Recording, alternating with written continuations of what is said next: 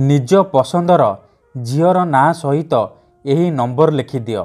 Guarantee देउची से झील आपे आपे पटिजिब। निजे आसिब आपणक सहित कथा हेब आपण को भल पाउची बोली कहिब। आज्ञा हाँ, आजिर एही भिडियोटी रे मु आपण को शिखेइबी झील पटेइबा पई वशीकरण विद्या। केवल आपण को तार ना सहित यही नंबर लिखिबार अछि। तापर देखिबे चमत्कार। आपण समस्तंकर इच्छा थिबो निज पसंदर झील को पटेइबा पई। पड़िशा घर सुंदरी भाउज ठारू निजर मन मुताबक काम हासिल करिबा पई, किंतु ये एते सहज नुहे। एथिपाई आजिर एही भिडियोटी रे मु आपणक पई आमर तंत्र शास्त्ररू एमिति एक सहज सरल वशीकरण नहीं आसीची, जहाकू आपण करिदेले निज पसंदर झील को पटेई पारिबे। पड़िशा घर सुंदरी भाउज ठारू निजर मन मुताबक काम हासिल करि पारिबे। केवल आपण को कौन करिबार अछि, तार नाम निज हाथ पापुली रे लिखिकी एही नंबर लिखिबार अछि।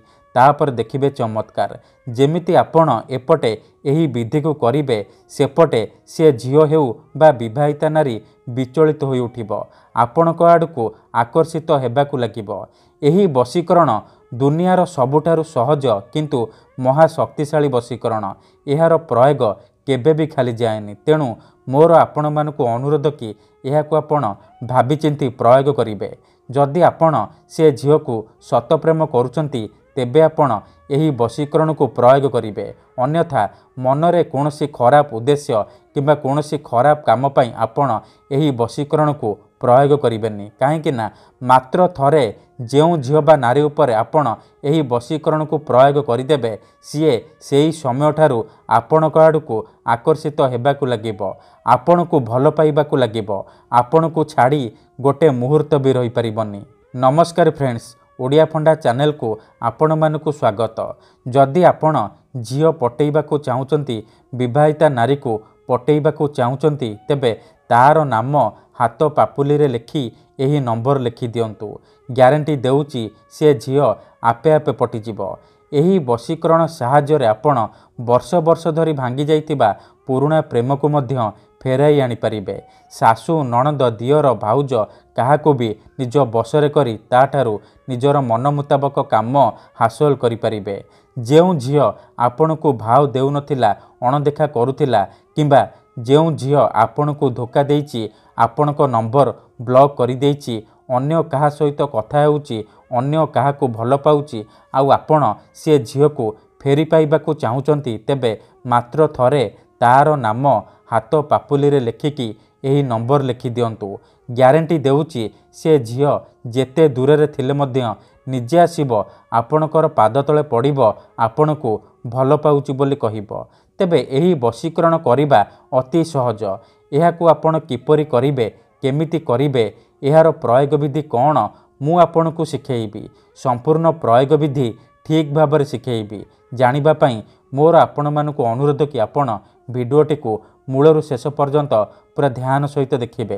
तेबे मने रखंतु, एही वशीकरण विधि को आपण केवल शुक्रवार दिन करिबे। ठीक अछि, अन्य कोनोसी बार रे एही वशीकरण काम करिबनी। विधिटी करिबा पूर्वरु भल भाबरे हाथ गोड़ मुह धोईकी सफा वस्त्र पिंधिकी आपण एही वशीकरण को आरंभ करिबे। मने रखंतु, एही वशीकरण करिबा पई आपण को गोटिए लवंग आनिबे, आउ गोटिए कला रंगर कलम किंबा मार्कर आनिबे। एतिकी जिनिस आनी सारिबा पर आपण कोनोसी एक जगार बसी पड़िबे, जेउठारे आपण को केही देखिबेनी किंबा अधारू डाकिबेनी। तापरे जेउ झील बा नारी को आपण वशीकरण करिबाकू चाहुचंती बा पटेइबाकू चाहुचंती, तार नाम आपण हाथ पापुली रे लिखिबे। देखंतु, मु एठी गोटिए झीर ना लिखिछि मामाली। आपण मध्य जेउ झील को पटेइबाकू चाहुचंती, तार नाम हाथ पापुली रे लिखिबे। ता तले एही तीनोटी नंबर लिखिबे 798। ठीक अछि, एही तीनोटी नंबर लिखिबे। लिखि सारिबा परे जो लवंग आनिचंती, से लवंग को हाथ रे एही परि धरिबे, आउ एही परि बुलेइबे। देखंतु, एही परि बुलेइबे। एही परि बुलेइबा समय रे आपण ओम कामदेवाय नमः, ओम कामदेवाय नमः, ओम कामदेवाय नमः एही मंत्र को आपण 51 थर पढ़िबे। 51 थर पढ़ी सारिबा पर आपण ए लवंग रे गोटिए थर फुंकी देबे। एतिकी करि सारिबा पर आपण कोन करिवे, एई जो लवंग को गोटिए पानी जगार ପକାଇଦେବେ। ଗୋଟିଏ ତାଟିଆ କିମ୍ବା ଗିନାରେ ପାଣି ଆଣିବେ, ସେ ପାଣିରେ ଏ ଲବଙ୍ଗକୁ ପକାଇବେ ଆଉ ସେଇ ପାଣିରେ ଆପଣ ହାତକୁ ଧୋଇଦେବେ। ଯେମିତି ସେଇ ପାଣିଟା, ଏ ହାତ ଧୁଆ ପାଣିଟା ସେ ତାଟିଆ କିମ୍ବା ଗିନାରେ ରହିବ। ଏତିକି କରିସାରିବା ପରେ ସେ ପାଣି ଆଉ ଏ ଲବଙ୍ଗକୁ ନେଇକି ଯେଉଁ ଝିଅ ବା ନାରୀକୁ ଆପଣ ବଶୀକରଣ କରିବାକୁ ଚାହୁଁଛନ୍ତି ତାହାର ଘର ସାମ୍ନାରେ ଢାଳିଦେବେ। ଏତିକି କରିକି ଦେଖନ୍ତୁ, ସେଇ ସମୟଠାରୁ ସିଏ ଆପଣଙ୍କ ଆଡ଼କୁ ଆକର୍ଷିତ ହେବାକୁ ଲାଗିବ। ନିଜେ ଆସିବ, ଆପଣଙ୍କ ସହିତ କଥା ହେବ, ଆପଣଙ୍କୁ ଭଲ ପାଉଛି ବୋଲି କହିବ। ଧନ୍ୟବାଦ।